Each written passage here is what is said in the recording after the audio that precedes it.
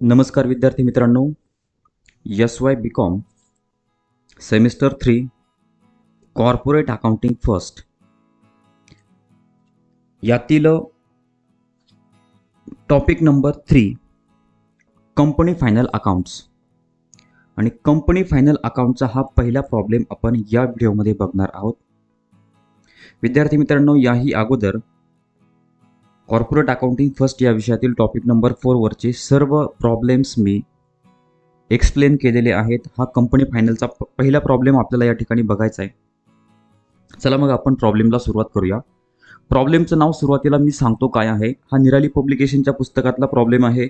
हा सिलेबस सावित्रीबाई फुले पुणे विद्यापीठाचा आहे. याही गोष्टी मी अगोदरच तुम्हाला एक्सप्लेन करतो. प्रॉब्लेमचं नाव आहे ॲक्टिवा लिमिटेड अजमेर आणि हा कंपनी फायनलचा प्रॉब्लेम आहे. जसं बँक फायनल असतं तसं हे कंपनी फायनल आहे. आता या प्रॉब्लेममध्ये जे आपल्याला वेगवेगळे ॲटम्स दिलेले असतात ते ॲटम्स अगोदर आपल्याला कुठल्या हेडमध्ये येणार आहेत ते ठरवायचं असतं. कारण की कंपनी फायनल तयार करताना आपल्याला एक विशिष्ट स्ट्रक्चर दिलेलं आहे आणि त्या स्ट्रक्चरनुसारच हा प्रॉब्लेम सोडवावा लागतो. मग आता ते स्ट्रक्चर कोणतं आहे ते आपण बघणार आहोत. अगोदर प्रॉब्लेममध्ये काय काय सांगितलं ते एकदा समजावून घेऊ. प्रॉब्लेमच्या वरची हेडिंग वाचूयात आणि नंतर काय बनवायचं सांगितलं ते पण बघू आणि नंतर पुढचा विचार करून. Activa Limited Ajmer was incorporated with an authorized capital of rupees 20 lakh divided into 20,000 equity shares of rupees 100 each. Authorized capital सांगितलं 20 लाख रुपयाचं आहे. The following ledger balance have been extracted from their books as on 31st March 2019. Ledger account या ठिकाणी दिलेला आहे आपल्याला debit rupees आणि credit rupees. आपण प्रॉब्लेमच्या सर्वात शेवटी जाऊयात. आपल्याला काय बनवायचं सांगितलं ते बघू. आता ह्या ॲडजस्टमेंट दिल्या 3 ॲडजस्टमेंट आहे. त्याला आपण ॲडिशनल इन्फॉर्मेशन म्हणतो. आता सर्वात शेवटी आपल्याला काय बनवायचं सांगितलं ते अगोदर बघू. व्हिडिओ शेवटपर्यंत बघा म्हणजे तुम्हाला प्रॉब्लेम 100% समजेल. You are required to prepare balance sheet as at 31st March 2019 of the company as per Indian accounting standard in accordance with Division 2 to the Schedule 3 of Companies Act 2013. आपल्याला प्रॉब्लेममध्ये balance sheet बनवायचं आहे, फक्त profit and loss account नाही. Balance sheet बनवण्यासाठी company कायदा 2013 जो आहे त्यानुसार डिव्हिजन 2 ते शेड्यूल 3 याच्यानुसार आपल्याला हे बॅलन्स शीट बनवायचं आहे. आता बॅलन्स शीटचा विशिष्ट फॉर्मॅट आहे. त्या फॉर्मॅटनुसार आपल्याला प्रत्येक ॲटम तिथं पोस्ट करायचा आहे. आता या कंपनी फायनलमध्ये आपल्याला बनवाव्या लागतात नोट. मग त्या नोट कशा बनवायच्या, कोणत्या नोट बनवायच्या? आता फॉर एक्झाम्पल मी सांगतो. पहिल्यांदा आहे आपल्याला या ठिकाणी लेजरच्या डेबिट साईडला आपण जर बघितलं तर नंबर 1ला आपल्याला दिसत असेल या ठिकाणी शेअर कॅपिटल. शेअर कॅपिटल आहे आणि काय म्हटलंय, शेअर कॅपिटल 15 लाखाचं आहे आणि fully called up equity share of rupees 100 each. Share कॅपिटलची रक्कम आहे 15 लाख. आता हे शेअर कॅपिटल घ्यायचं कसं, कुठं घ्यायचं, तर त्यासाठी आपल्याला नोट बनवायच्या आणि मग प्रत्येक ॲटम बघायचा. आता क्रेडिट साईडला आपण बघू डिबेंचर रिडम्पशन रिझर्व्ह. आता हे कुठल्या हेडच्या अंडर येणार, कारण की आपल्याला जो बॅलन्स शीटचा फॉर्मॅट दिलेला आहे त्याच्यामध्ये वेगवेगळे हेड आहे आणि त्या हेडनुसारच आपल्याला ही पोस्टिंग करायची असते. मग त्यासाठी आपल्याला काय करायच्यात, वेगवेगळ्या नोट तयार करायचे असतात. मी सुरुवातीला जातो, तुम्हाला बॅलन्स शीटचा फॉर्मॅट या ठिकाणी दाखवतो. बॅलन्स शीटचा फॉर्मॅट कसा तयार करायचा आहे. प्रॉब्लेम थोडा मोठा आहे, व्यवस्थित समजून घ्या. आता हा आहे बॅलन्स शीटचा फॉर्मॅट. या ठिकाणी आपण बघू शकतो नॉन करंट ॲसेट आहे, त्यामध्ये प्रॉपर्टी प्लांट अँड इक्विपमेंट असे वेगवेगळे हेड आहेत. फायनान्शियल ॲसेट आहे, करंट ॲसेट आहे, त्यानंतर त्याची टोटल येते. त्यानंतर इथं आहे इक्विटी अँड लायबिलिटीज, म्हणजे ही लायबिलिटी साईड अगोदर आपल्याला दिली ती म्हणजे ॲसेट साईड, नंतर लायबिलिटी साईड. हा फॉर्मॅट आहे. या प्रत्येक फॉर्मॅटमधल्या एका ॲटममध्ये वेगवेगळे ॲटम येतात. वेगवेगळे ॲटमची पोस्टिंग करायची. एका हेडमध्ये वेगवेगळी पोस्टिंग असते. म्हणजे आपण फॉर एक्झाम्पल बघितलं प्रॉपर्टी प्लांट अँड इक्विपमेंट, तर इथं काय येणार आहे, ज्या काही फिक्स ॲसेट असतील त्या सगळ्या fix asset property plant and इक्विपमेंटमध्ये येणार आहे. मग आपण आता पुढं समजून घेऊयात. प्रत्येक ॲटम जो आपल्याला घ्यायचा आहे तो त्याच्या नोट आपल्याला तयार करायच्या. त्या कोणत्या नोट तयार कराव्या लागतील तर ते मी तुम्हाला सांगतो. सगळ्यात एक नंबर काय करायचं, तर या ठिकाणी प्रॉब्लेम वाचून घ्यायचा आणि यातला कोणता ॲटम कुठं येणार आहे त्या अगोदर ठरवून घ्यायचं. कोणता ॲटम कुठल्या हेडच्या अंडर येणार आहे. म्हणजे फॉर एक्झाम्पल आपण बघितलं तर आउटस्टँडिंग सॅलरी कुठे येणार आहे, लँड कुठे येणार आहे, कोणत्या हेडच्या अंडर येणार आहे, ट्रेडमार्क कोणत्या हेडच्या अंडर येणार आहे, आणि त्या हेडच्या आपल्याला अगोदर बनवायच्या नोट, आणि नोट बनवून त्या नोटमध्ये पोस्टिंग करायची आणि नंतर नोट क्लोज करून ते सगळे बॅलन्स शीटला घ्यायचे. बॅलन्स शीटच्या लायबिलिटी साईडला असेल तर लायबिलिटी साईडला, ॲसेटला असेल तर ॲसेटला. आता ते हेड कोणते आहेत, त्या नोट कोणत्या बनवायच्या ते समजून घेऊया.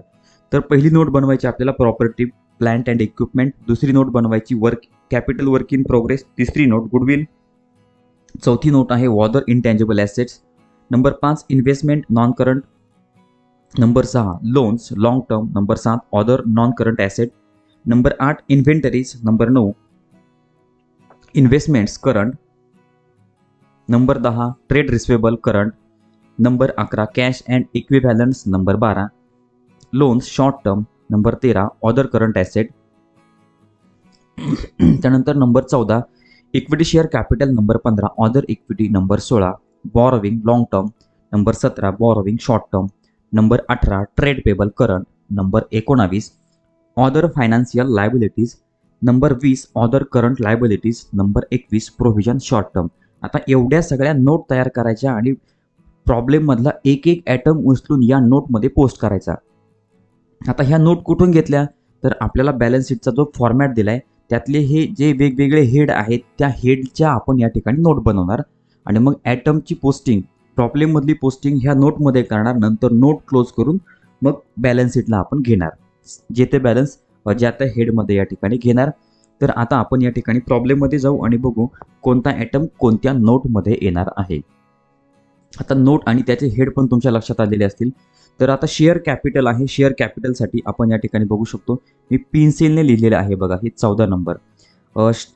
शेअर कॅपिटलसाठी आपण एक नोट तयार करणार आहे, त्याचं नाव आहे equity share capital.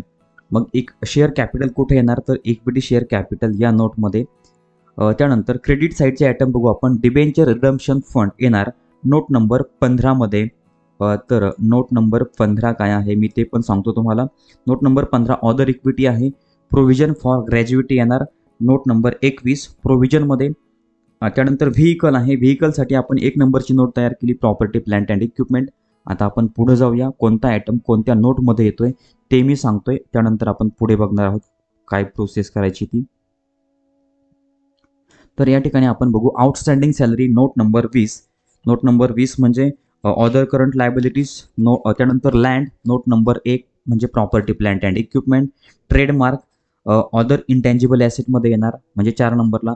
Investment allowance reserve note number 15 म्हणजे ऑदर इक्विटीमध्ये येणार. त्यानंतर ट्रेड पेबल नोट नंबर 18 म्हणजे ट्रेड पेबलमध्येच येणार. त्यानंतर फिक्स्ड डिपॉझिट क्रेडिट म्हटलंय नोट नंबर 16 बॉरोविंग लॉंग टर्ममध्ये येणार.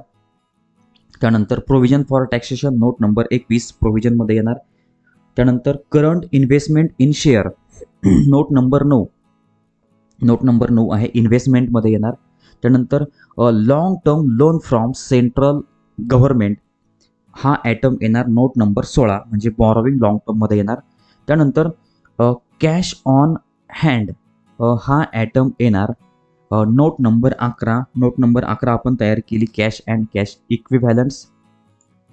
त्यानंतर पुढचे आयटम कुठल्या कुठल्या नोटमध्ये येणार आहे ते पण आपण बघूयात. Deposit with custom authorities note number 12 म्हणजे लोन्स शॉर्ट टर्ममध्ये येणार. Calls in arrears note number 14 equity share कॅपिटलमध्ये येणार म्हणजे इक्विटी शेअर कॅपिटलमधनं कॉल्स इन ॲरियर्स आपण वजा करतो. त्यानंतर bills payable note number 20 other current लायबिलिटीजमध्ये येणार. Plant and equipment note number 1 म्हणजे प्रॉपर्टी प्लांट अँड इक्विपमेंटमध्ये येणार. त्यानंतर interest accrued on investment note number 13 म्हणजे ऑदर करंट ॲसेटमध्ये येणार. त्यानंतर capital work in progress note number 2 म्हणजे कॅपिटल वर्क इन प्रोग्रेसमध्ये येणार. त्यानंतर stock in trade note number 8 म्हणजे इन्व्हेंटरीमध्ये येणार. मार्जिन मनी म्हटलंय नोट नंबर 11 आपण तयार केलेली आहे कॅश अँड कॅश इक्विव्हॅलंटमध्ये येणार. त्यानंतर शेअर प्रीमियम नोट नंबर 15 म्हणजे ऑदर इक्विटीमध्ये येणार. विद्यार्थी मित्रांनो हे समजून घ्या, तुम्ही फक्त इथला ॲटम उचलायचा आहे, त्या नोटमध्ये न्यायचा आहे आणि नंतर नोट क्लोज करायच्या. आता क्रेडिट साईड बघू आपण. क्रेडिट साईडला security deposit note debit balance आहे 6 नंबर म्हणजे लोन्स लॉंग टर्ममध्ये येणार. त्यानंतर ट्रेड रिसिवेबल नोट नंबर 10 तयार केलेली आपण ट्रेड रिसिवेबलमध्ये येणार. त्यानंतर 6% debenture note number 16 borrowing long टर्ममध्ये येणार. गुडविल येणार नोट नंबर 3 गुडविलमध्ये येणार. त्यानंतर bank balance with current account हा ॲटम येणार नोट नंबर 11 म्हणजे कॅश अँड इक्विव्हॅलंट्स. त्यानंतर other income received in advance note number 20 म्हणजे ऑदर करंट लायबिलिटीजमध्ये येणार. त्यानंतर development rebate reserve note number 15 म्हणजे ऑदर इक्विटीमध्ये येणार. अनक्लेम डिव्हिडंड नोट नंबर 19 म्हणजे ऑदर फायनान्शियल लायबिलिटीजमध्ये येणार. प्रपोज डिव्हिडंड नोट नंबर 21 म्हणजे प्रोव्हिजन्स शॉर्ट टर्ममध्ये येणार. त्यानंतर आपण पुढं समजावून घेऊ पुढचे आयटम कुठं कुठं येणार आहेत. त्यानंतर आहे बिल्डिंग नोट नंबर 1 म्हणजे प्रॉपर्टी प्लांट अँड इक्विपमेंटमध्ये येणार. Cash credit and overdraft from bank आणि शॉर्ट टर्म म्हटले नोट नंबर 17 म्हणजे बॉरोविंग शॉर्ट टर्ममध्ये येणार. Investment in trade securities note number 5 म्हणजे इन्व्हेस्टमेंट नॉन करंटमध्ये येणार. इन्शुरन्स कॅरीड फॉरवर्ड म्हणजे हे येणार नोट नंबर 12 म्हणजे लोन्स शॉर्ट टर्ममध्ये. Profit and loss account surplus म्हटले नोट नंबर 15 म्हणजेच ऑदर इक्विटीमध्ये येणार. Furniture and fixture note number 1 property plant and इक्विपमेंटमध्ये येणार. Loan to director note number 12 loans short टर्ममध्ये येणार. Preliminary expenses note number 7 other non current ॲसेटमध्ये येणार. त्यानंतर demand deposit from bank note number 17 म्हणजे बॉरोविंग शॉर्ट टर्ममध्ये येणार. आणि सर्वात शेवटी store and spare part note number 8 म्हणजे इन्व्हेंटरीमध्ये येणार. विद्यार्थी मित्रांनो, आपल्याला या प्रत्येक या ज्या तुम्हाला मी नोट सांगितल्या तेवढ्या सगळ्या नोट आपल्याला तयार करायच्या आहेत. ह्या सगळ्या नोट मी तुम्हाला पुन्हा एकदा दाखवतो. ह्या सगळ्या 21 नोट आहेत आणि जवळजवळ बँक फायनलमध्ये आपल्याला 23 नोट तयार कराव्या लागतात. काही प्रॉब्लेममध्ये 23 नोट पण आहेत. एकूण 8 प्रॉब्लेम आहे. त्यातला आपण पहिला प्रॉब्लेम आज बघतोय. आता आपल्याला ॲडजस्टमेंटचे इफेक्ट बघायचे आणि त्यानंतर मग तुम्ही काय करा, नोट या ठिकाणी तयार करा. नोटमध्ये सगळे पोस्टिंग करा आणि नोटचे बॅलन्स शीटला घ्या. नंतर आपण बॅलन्स शीट टॅली करू. आता पहिली ॲडजस्टमेंट आहे the long term loan taken from central government is secured by a charge on plant and equipment. आता या नोटचा इफेक्ट होणार आहे नोट नंबर 16 मध्ये. या ॲडजस्टमेंटचा इफेक्ट होतोय नोट नंबर 16 मध्ये.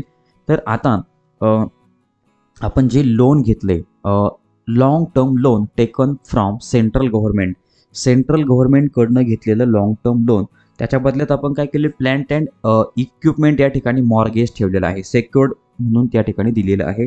आता याच्यामध्ये काहीच बदल होत नाही. लॉंग टर्म लोनची रक्कम आहे 90,000, तेवढी 90,000 रुपयेच रक्कम आपल्याला घ्यायची. फक्त कंसात म्हणायचं आहे secured by a charge on plant and equipment. हे कुठं, नोट नंबर 16 मध्ये. त्यानंतर दुसरी ॲडजस्टमेंट आहे 6% debenture have been issued by creating a floating charge on the asset of the company. आता या ॲडजस्टमेंटचा इफेक्ट सुद्धा नोट नंबर 16 मध्येच होतोय. ही पण आपली बॉरोविंग लॉंग टर्म बॉरोविंग आहे, म्हणजे दीर्घ कालावधीसाठी घेतलेले पैसे आहेत. 6% डिबेंचर म्हणजे या ठिकाणी 6% डिबेंचरची रक्कम आहे तेवढी 3 लाख, तीच आपल्याला आउटवर्डला घ्यायची आहे. फक्त कंसामध्ये म्हणायचं आहे having a floating charge on the asset of the company.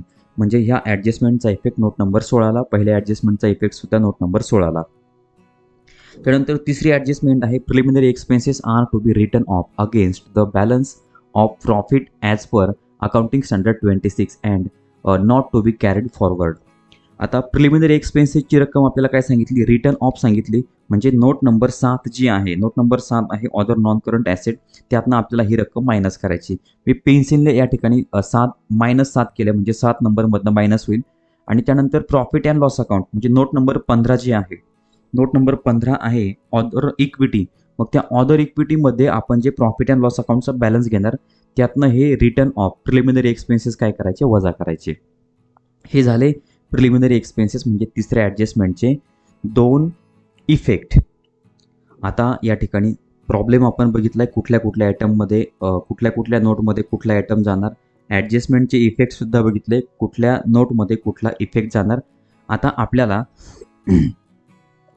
आपण जातोय नोटकडे जाणार आहोत. आपण नोट बघू. आता मी प्रत्येक नोट एक्सप्लेन करणार नाही आहे, फक्त या ठिकाणी तुम्हाला दाखवतोय. प्रॉपर्टी प्लांट अँड इक्विपमेंटमध्ये एवढे ॲटम आलेत. त्यानंतर कॅपिटल वर्क इन प्रोग्रेस. त्यानंतर पुढच्या नोट गुडविलमध्ये बघा काय आलं आहे, ऑदर इंटँजिबल ॲसेट. या सगळ्या नोट फक्त मी दाखवतोय, यातले तुम्ही कुठले कुठले ॲटम आलेत ते बघा आणि नंतर हे सगळे बॅलन्स उचलून आपल्याला बॅलन्स शीटला घ्यायचे.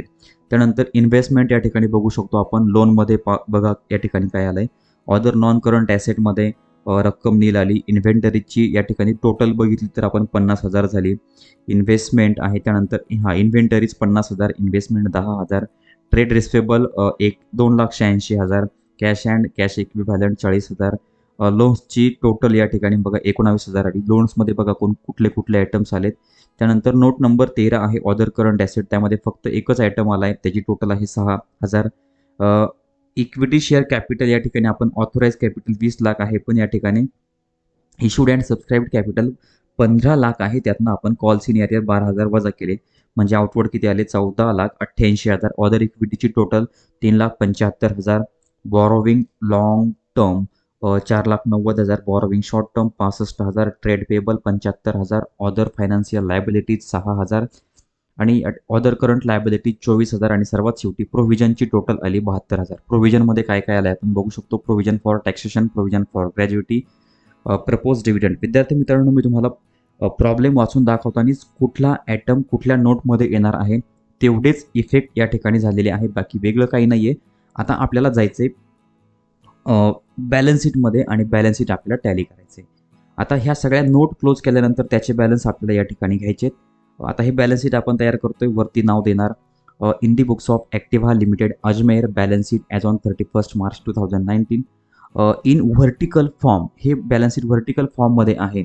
As prescribe under division 2 to schedule 3 of companies act 2013.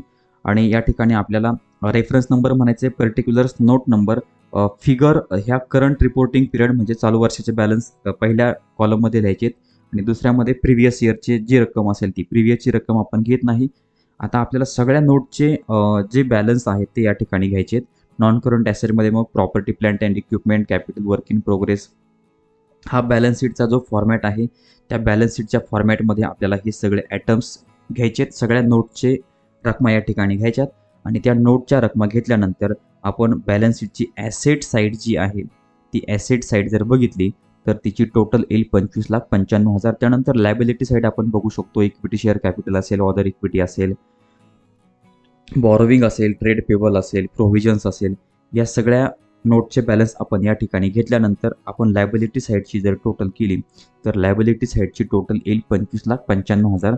म्हणजे 25,95,000 ॲसेट आणि 25,95,000 लायबिलिटीज. तुमचा हा प्रॉब्लेम 25,95,000 टॅली होईल. विद्यार्थी मित्रांनो, अशा प्रकारे स्क्रीन शेअरिंगच्या माध्यमातून मी तुम्हाला हा कंपनी फायनलचा पहिला प्रॉब्लेम एक्सप्लेन करण्याचा प्रयत्न केला आहे. तुम्ही या ठिकाणी तुमचे काही डाऊट्स असतील तर ते कमेंट बॉक्समध्ये मला या ठिकाणी सांगू शकता. एकदम सोपा प्रॉब्लेम आहे. 20 मार्कासाठी येणारा हा प्रॉब्लेम आहे. सर्वात वेटेज असणारा हा कॉर्पोरेट अकाउंटिंग या सब्जेक्टमधला कंपनी फायनल हा टॉपिक आहे आणि पहिला प्रॉब्लेम या ठिकाणी आपण